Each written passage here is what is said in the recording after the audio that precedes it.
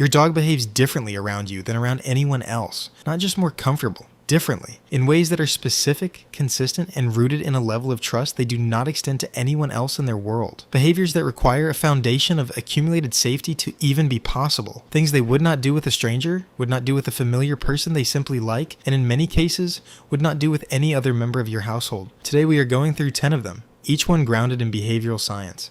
Each one a marker of the deepest available level of trust in the dog-human relationship. 1. They sleep deeply in your presence, not just sleep near you. Sleep deeply, the kind that produces twitching paws and soft vocalizations and the unmistakable physical looseness of a nervous system that has completely disengaged from environmental monitoring. Dogs in chronically stressed environments or around people they have not fully assessed as safe show fragmented sleep, lighter cycles, more easily interrupted, less time in the restorative REM stages. The nervous system never fully lets go. Because full release requires a level of safety it has not been given permission to assume. Deep sleep in your specific presence is a trust behavior. The nervous system's honest report that this specific person, in this specific space, is safe enough to be unconscious around. Your dog is not choosing to sleep deeply near you, their nervous system is doing it because you have earned it. 2. They show you their belly without asking for anything. There are 2 versions of belly exposure in dogs, and they mean very different things. The solicitation version involves rolling, wiggling, making eye contact, pawing at you. The dog is asking for something specific. The trust version is quieter. The dog rolls onto their back or side in your vicinity without prompting, not asking for a rub, simply staying there, vulnerable, exposed, asking for nothing. The belly is the most physiologically undefended surface of any mammal's body. Exposing it in a non-solicitation context, in the presence of a specific person, is the physical expression of complete absence of threat perception, directed at that person. They are not just comfortable. They are telling you, in the oldest physical language available, that they do not need to protect themselves here. Dogs do not do this around people they are uncertain about. It is reserved for the person whose safety has been established beyond doubt. 3. They bring you their most valued possession, not a toy they want you to throw. Their toy, the one they carry around, sleep near, that has been theirs in a way other objects have not. When a dog brings this specific object and deposits it without demanding anything in return, without bouncing, without soliciting play, simply offering, they are performing a behavior with deep roots in canine affiliative behavior. In wolf and wild dog social structures, bringing valued objects to highly valued pack members is a bonding gesture. The offering is the point. This behavior is directed. Dogs that do it almost universally bring to one person, not to everyone in the room, not to whoever is closest, to the specific individual who occupies the highest position in their social world. If your dog brings you things regularly without an obvious agenda, they are telling you where you sit in that world. 4. They make eye contact that lingers not. The alert stare of a dog, tracking prey, or anticipating a cue. Soft, relaxed, unhurried eye contact that holds a moment longer than functional. In a quiet moment, for no apparent purpose beyond the looking itself. The oxytocin research is well established. Mutual gaze between a dog and their primary attachment figure triggers an oxytocin surge in both species. The same neurochemical loop that bonds human mothers to their infants. But this response is not triggered equally by eye contact with any human. It is strongest with the specific person the dog is most bonded to. A dog that holds soft eye contact with you in a quiet moment is initiating a biochemical bonding event, not for food, not for a walk, for connection itself. And they are initiating it with you specifically because the neurological reward of this gaze has been built through your specific shared history.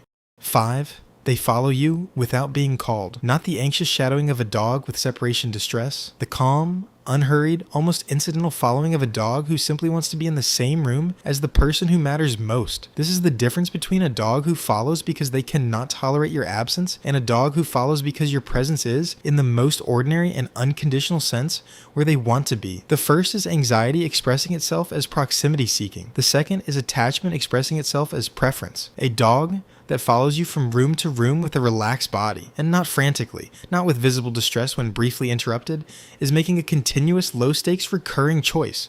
You are more worth being near than anything else currently available to them. 6. They lean their full weight into you, not a brief contact in passing. The sustained, deliberate transfer of real body weight against your leg or side, staying there, not moving, physically reliant on your steadiness. The lean requires the dog to shift their center of balance onto you. In that moment, they are structurally dependent on you. That choice requires an assessment of your reliability, that you will not move suddenly, will not destabilize what they have placed their weight on. A dog that leans fully against you has assessed your physical and relational steadiness and found both worthy of their weight. That is a trust statement made in the most direct physical language available, and it is one they do not make with people whose reliability reliability they have not thoroughly confirmed.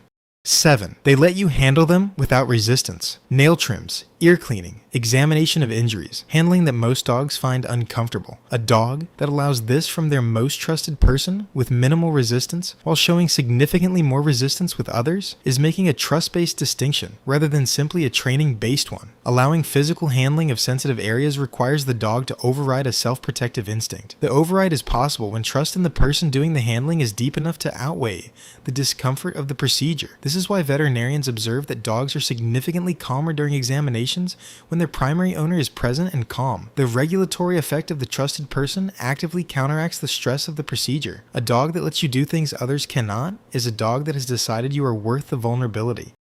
8. They check your face before deciding how to feel you take your dog somewhere new. Something uncertain appears, and before your dog decides how to respond, they look at your face. This is social referencing. The same behavior human infants display with their primary caregivers in unfamiliar situations. Before the infant decides whether to be afraid or curious, they check the caregiver's emotional expression and use it as the interpretive key to the situation. A dog does this specifically with the person they trust most, not with anyone in the environment. With you, because your face has been the reliable guide to whether new things are safe or dangerous across enough situations that their nervous system now defaults to checking it before forming its own response.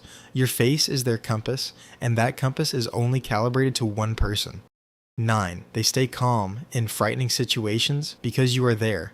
A dog that would normally be distressed in a specific context, the vet, a thunderstorm, a busy unfamiliar environment, but remains measurably more regulated when you specifically are present, is demonstrating one of the most direct expressions of primary trust available. The regulatory effect your presence has on their nervous system in difficult situations is not generic. Research on secure attachment in dogs consistently finds that the buffering effect against stress is significantly stronger when the primary attachment figure is present than when other familiar people are present. Your calm does not just reassure them, it biologically alters their stress response in a way that other familiar presences do not replicate. A dog that holds it together because you are standing there has built into their nervous system the deep physiological certainty that your presence means the situation is manageable. That certainty is not available with anyone else.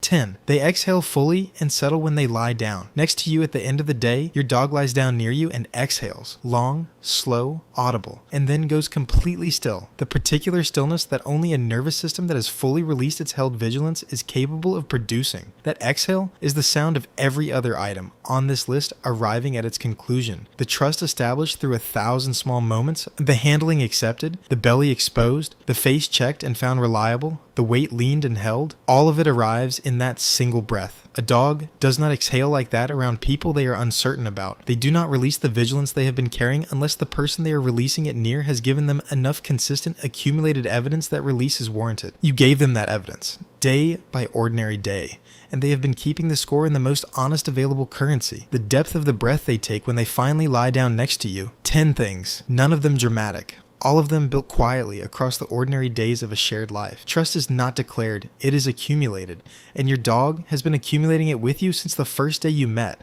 Drop a comment. I read every single one. Subscribe. New video every week. See you next time.